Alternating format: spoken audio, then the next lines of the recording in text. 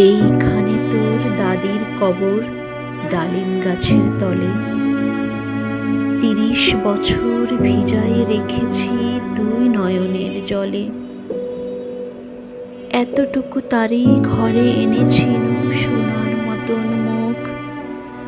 পুতুলের বিয়ে ভেঙে গেল বলে কেঁদে ভাসাইত বুক।